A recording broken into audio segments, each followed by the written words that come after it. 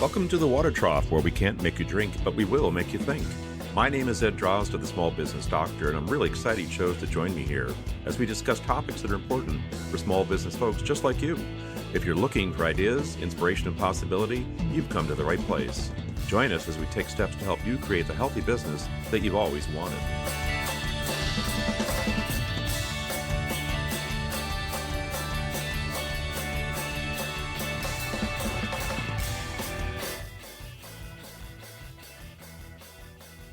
Good afternoon, folks. This is Ed Drozda, the Small Business Doctor, and I want to welcome you back to the Water Trough, where I am joined today by Frank Piuck. Frank Piuck is the founder of Organization Renovation, a new consulting firm that helps businesses gain and maintain alignment among all their various functions. He helps optimize the whole business rather than the various functions themselves. Frank has worked in IT, website development, business operations, and manufacturing. He has an MBA from Columbia University. Frank, welcome. Thank you, Ed. Glad to be here. And I'm very happy to have you here today. I appreciate this opportunity to learn more about balancing a business by bringing things into alignment.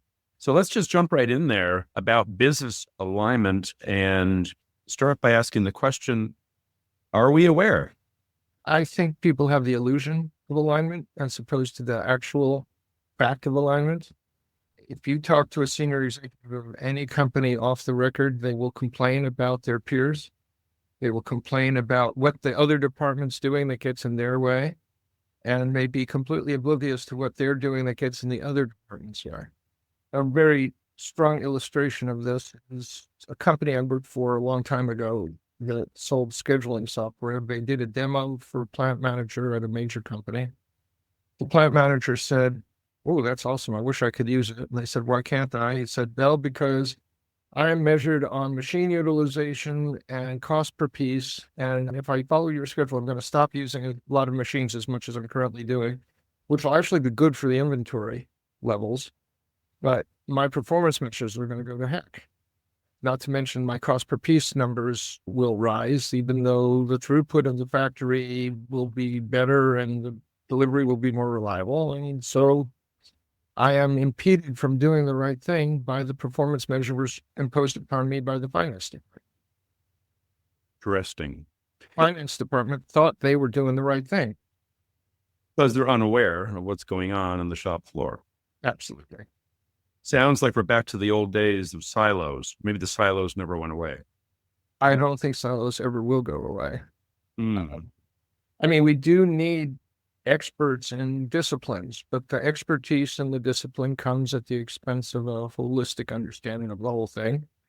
And people do things that are obviously going to make their department efficient and run better with consequences over there that they're not even aware of. Really good CEOs, really good COOs understand that this is going on and they will mitigate it. But if they've been raised in the same kinds of systems and the same kinds of mindsets as the people who are supporting to them, they're going to be oblivious to a lot of the opportunities for improvement.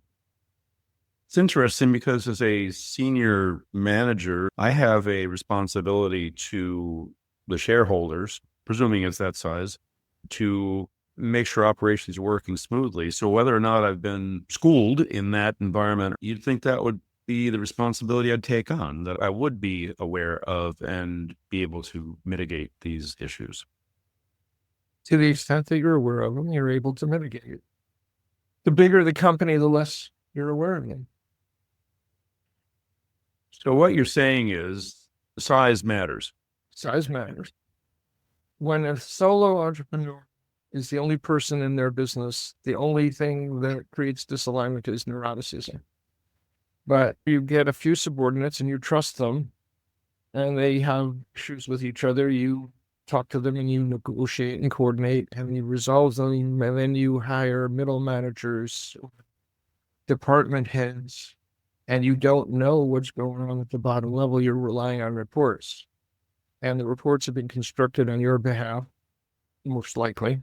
You have an IT department and finance department that are developing them. And they come with certain mindsets and biases that you may not be aware of. And those reports may be giving you disinformation.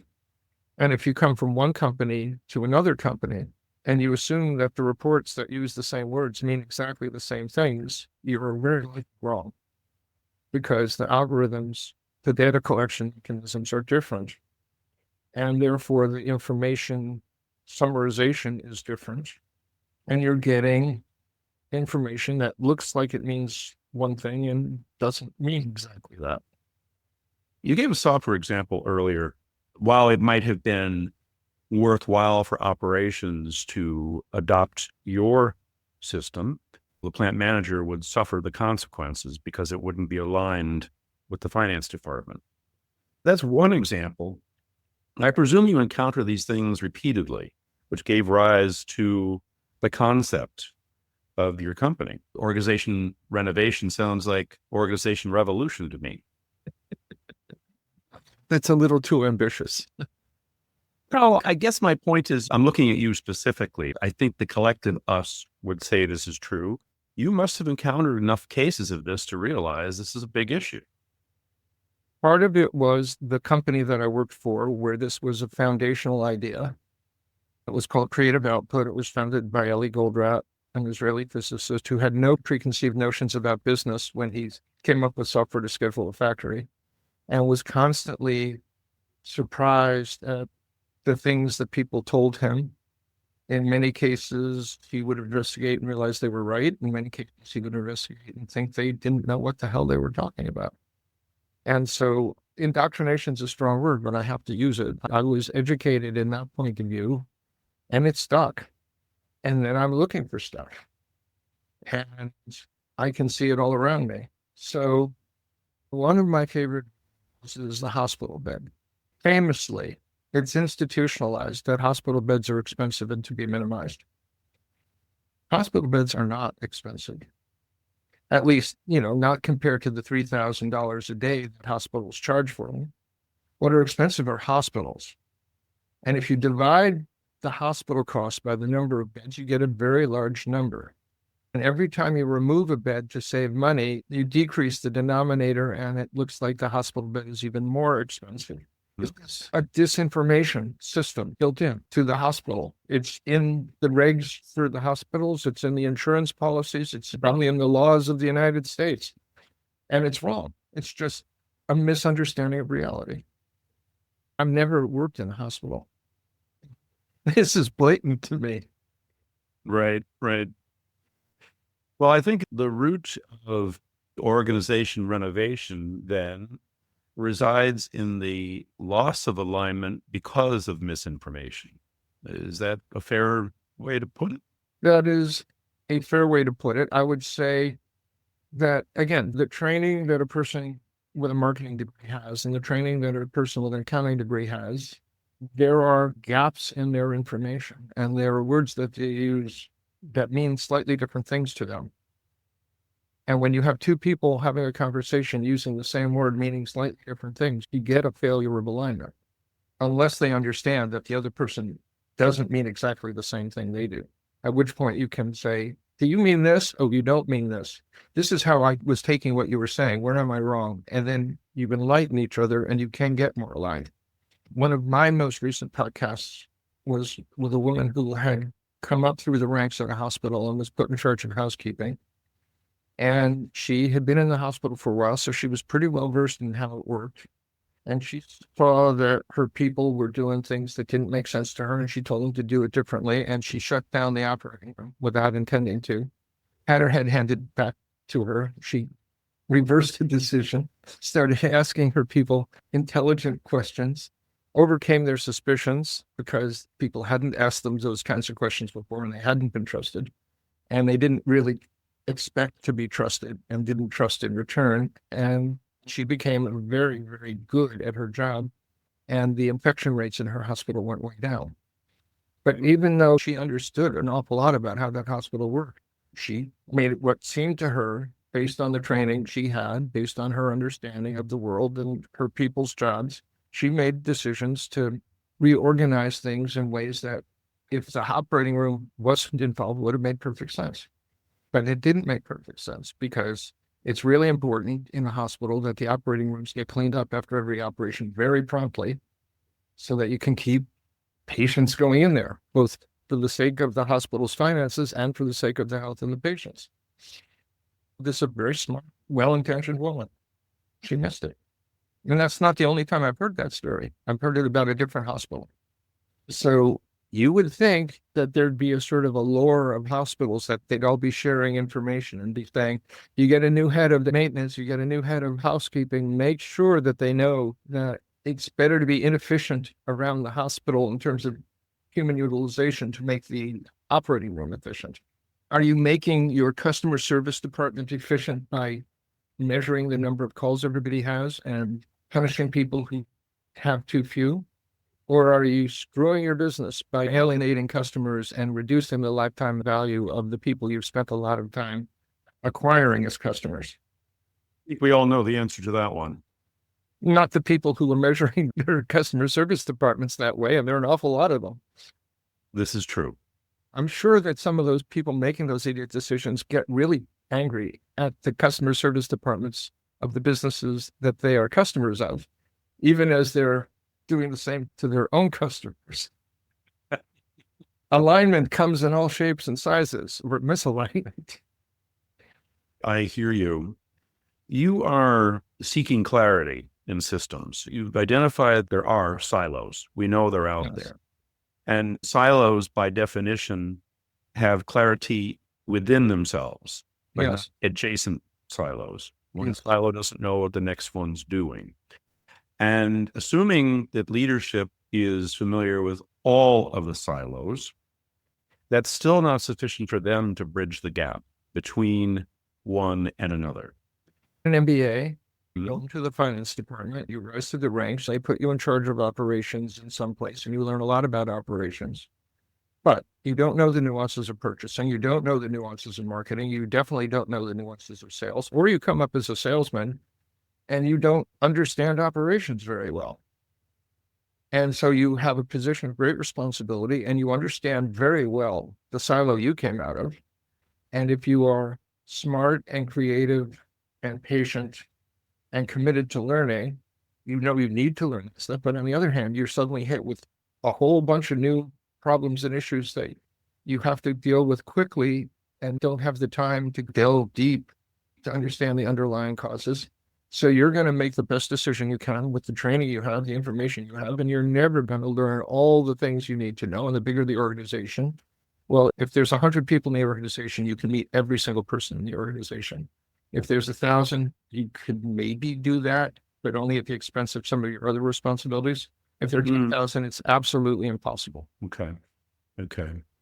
We can agree that misalignment occurs and it's directly proportional to growth. The bigger it gets, the more misalignment occurs for a variety of reasons, such as you've alluded to. That is kind of a common sense thing. Not saying it's right, but it's a common sense expectation. Bigger, faster means more complexity. Bigger, faster means more opportunity for misalignment.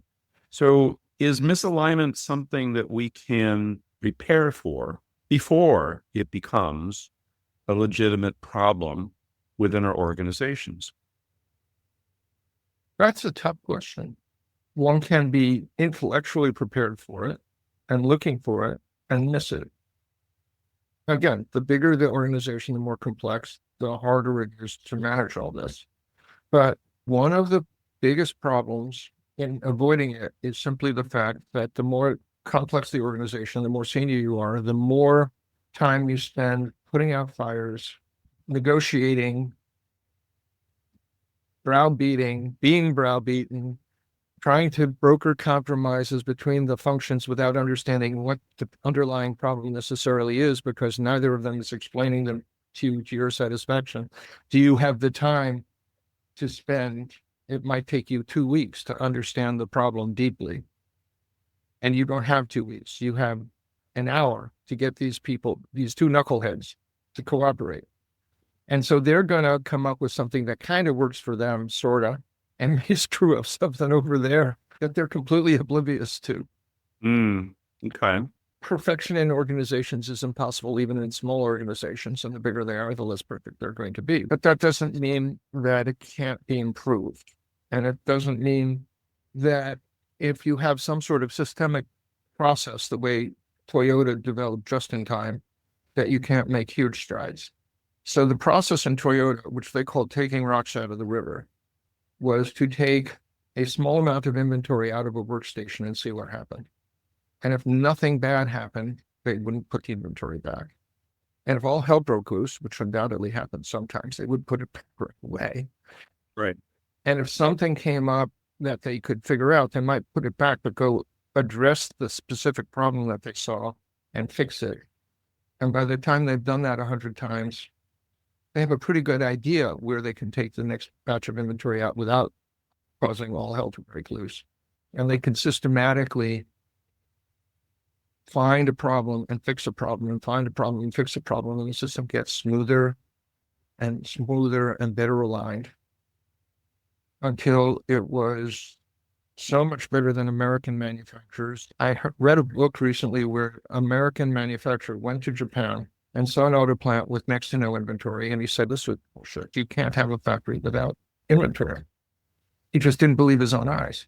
But he did have a plant with no inventory, and it worked much better than his plant that was full of inventory. But he was conditioned, right? He knew how his auto plant worked, and he didn't think there was any other way to do it. So if you follow that Toyota model, you can get much, much better alignment by solving little problems systematically. And I would expect that if you solve what looks like a little problem, every now and then you're solving a big problem without even realizing it. For so many things, one win can inspire us to seek more. And in the case of Toyota, for example, this is clearly an example of misalignment prevention. Yes. Or I guess presumably there was some degree of misalignment, but they recognized it early enough to take steps to prevent it from continuing or growing beyond that point. I've never been to Toyota, and I only know these stories secondhand, so I'm sure there's complexity to it than I could intelligently talk about. Yeah, I don't think there's a need to get into the finite details, but I do believe that there's a lesson here that one must be aware first that there is misalignment. Being aware is step one, as with so many things, being aware and then taking appropriate action. It shouldn't have to be completely retrospective, though. It seems to me that the idea of management of misalignment should be an ongoing concern, such as performance evaluations, where we're not evaluating people every 6 months or 12 months. We're consistently assessing them so that we can prevent an issue at the 6 or 12-month review time. We're looking for opportunities for efficiency and improvement all the time. Likewise, with misalignment. With misalignment, we're looking at something that can have significant deleterious effects, right? Absolutely. But yet, if the mindset is that we're looking for them and taking steps, then the misalignment we're dealing with is far less out of whack. That's really a good technical term. If we ignore it, let it go, it would eventually get to the point where it might be production stopping versus production delaying. Yes, absolutely. I have been in quite a few factories, and some factories are messy and chaotic, and some factories are smooth. And the factories are smooth. I was in a factory that ran really beautifully and was casually talking to one of the employees who said 3 or 4 years ago, this was so different. The new plant manager came in and he just little by little fixed things. And now it's so much better and it's so much easier for everybody here. So it absolutely can be done. But this was a small company. There were perhaps 100 people. Okay. And it was one plant. If you had a multi-plant company and you had a guy like that cleaning up one plant, it wouldn't necessarily cause the other plants to clean up. There might even be some backbiting. Yeah. Mature people wouldn't do that, but not everybody is mature. Yeah, that's for sure. It seems that there's, for the smaller companies, for example, you said this company's 100 employees, they've got more to lose. The larger companies, to some degree, have enough different revenue streams, perhaps, that they can kind of overlook some of these things to some degree. I'm not suggesting they should, but the small companies really have a lot to gain here. Every company does. It's easier in a small company. Right. If they have the right mindset in the first place, it's easier never to get in trouble. And if they have the right mindset at some point, it's easier to get out of trouble. Right. GE was the most respected company in the United States not that long ago. Jack Welch was amongst the most respected chief executive officers, and he retired, and his successor fumbled.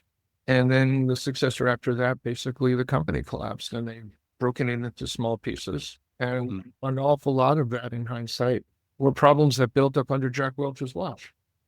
Right. Right. He was generating these very smooth earnings because GE Capital was a black box, and they were doing black box things, and some of those black box things blew up years later. Right. Eastman Kodak was a giant. It was one of the top Fortune 20 company, I think, had worldwide market share well over 50%, invented the digital camera. Yeah.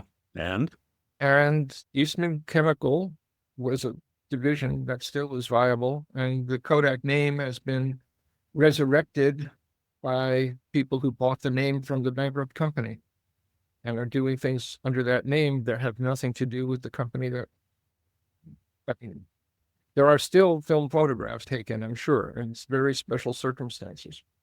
But there's nothing Kodak could have done to preserve the legacy photography business once the iPhone came out. Right. Failure to keep up. And in their case, they did an awful lot for an awfully long time. I did a consulting project there many years ago when they were still so prestigious and so successful. And just walking through the place with fresh eyes, I saw all sorts of stuff that just is, why are they doing it that way? They would mount huge rolls of film in the dark. They'd run them through chemicals to put the photosensitive chemicals on them. And then they take it off the roller in the dark. They put it onto another machine that would slit it into the strips of film and put the sprocket holes in the dark. Now, if you're dealing in colossal amounts of film, that may very well have been the most efficient way to do it. But they were doing enormous amounts of quality control testing. They were throwing away lots and lots of perfectly valid film to make sure that the film that they weren't testing was good. They were also making specialty films. Why not cut the film in the light, put the sprocket holes in, and run strips of film that were this big and put the photochemicals on them? The quality control issues would have been so much less. Maybe it would have been less efficient in terms of amounts of machines, but in terms of the chemicals and the film wasted, it would have been a huge difference. And certainly for small runs of films that were not billions of units a year, it would have been a much more efficient way to do it. I emailed the CEO. I got a very nice letter back saying thank you. It would have been a small investment, and it would have been a better process. So to some extent, the more successful you are, the more the blinders are on. Yes, that's true. And that's assuming success will continue unfettered. Right? Yes. Now, the American auto companies have been through some serious vicissitudes in the last 40 years, and I think they're much more sensitive to the fact that they are vulnerable. But I am sure there are still things they are doing that are legacy that should be re-examined. Right. So, Frank, our time is coming to an end. What kind of thoughts do you want to leave us with? What are the things that you think that we need to know? It's hard not to sound self-serving, but people need to come to outsiders like you and me for the perspective that they cannot get as an insider. We talked about that executive who has 100 decisions to make every day and doesn't have the time to dig deep. Especially an executive who's grown up in an organization, and there are things that are just as natural as air to them that are dysfunctional that you or I would see immediately or within an hour or two anyway. So to bring one of us in and say, let's have a conversation. I'm frustrated about things that I don't understand why I'm having these problems is a very wise thing to do. I think it's that simple. If you are managing and you're frustrated because there are things that you have a sense are solvable, but you don't know how, and you don't have time, get somebody like Ed, get somebody like me to come and look. And we should be able to help you very quickly. We won't solve every problem overnight, but we can spot some stuff and we can fix it. I do believe that there's an advantage to, and I think it goes back to what I had mentioned earlier. First, you have to be aware that something is not right, but that does not always mean you can know why it's not right. It's just knowing something is not right, or sensing sometimes that something is not right. And I agree with you, having someone whose perspective is not clouded by the day-to-day operations is worthwhile, because things can be played back to you, things you had not thought about or not thought about in that manner. So I totally agree with you. And I don't think it's self-serving, because the truth be told, our intent, the intent of persons like you and me, is to support the growth and development of business. Being in business for me, as for you, I'm sure for you as well, is about supporting people. If they win, I win. I can't win unless they do. I don't remember when I first heard about win-win, but it made all sorts of sense in the world to me. It does. My pleasures in life are taking care of other people. That's incredibly gratifying to be helpful. I agree. I think it's a fundamental human desire, if not a need as well. So I thank you for that, Frank. I am once again very grateful to have been joined today by Frank Piuck, the founder of Organization Renovation. Frank, thank you very kindly for joining me, and I really enjoyed this conversation. Well, I did too. This is Ed Drozda, the small business doctor, and here at the Water Trough, I want to wish you a healthy business.